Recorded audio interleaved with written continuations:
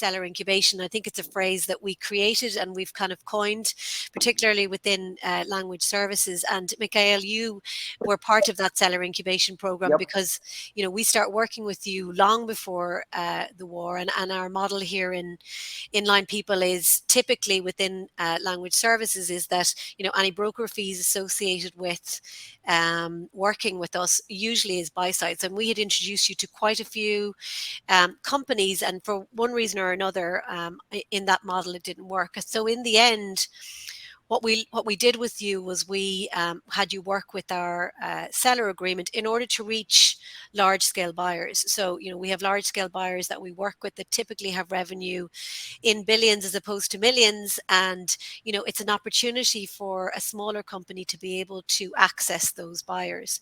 I mean, this is you know, these type of buyers typically have their own M&A department, and they typically, you know, need a deal to be large scale, you know, over 100 million in order to move the dial.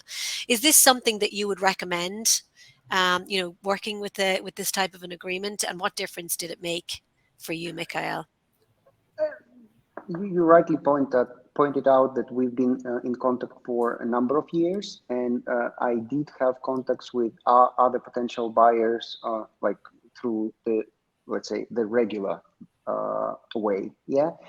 With this, I would say, yeah, you can get on the radar of a bigger organization. And I had this question to Lindsay, like, would it be, what's the probability of you finding out about us without this brokerage, yeah, without this way of being introduced?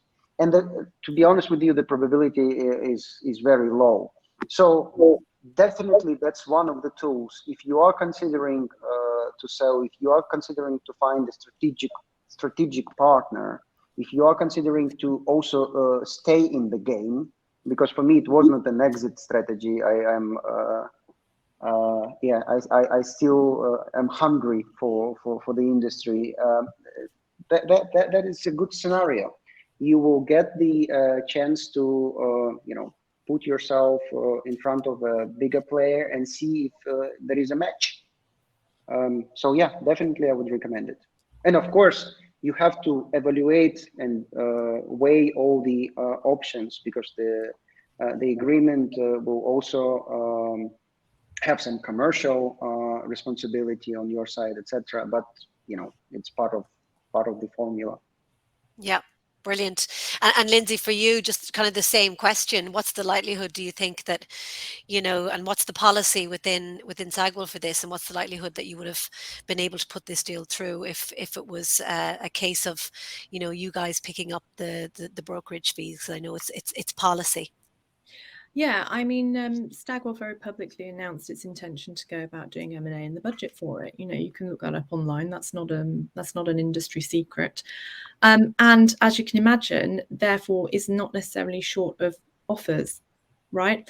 And you know, I think that therefore we don't really sell, we don't really sign buy-side agreements.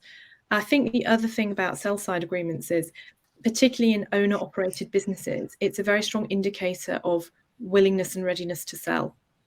And so you feel confident that this person is actually motivated to go through with the deal, and they're not just sort of fishing around because, you know, they've been running their business for 16 years and they kind of want to get a valuation and see how they feel about it. They're actually like going to, you know, really going to do this. You know, and as you were saying, you know, buyers want to get deals done in the current environment. So that's a strong signal that you are keen to get a deal done. And I don't think we would have met if it hadn't have been for Misha being a sell-side client of Line People.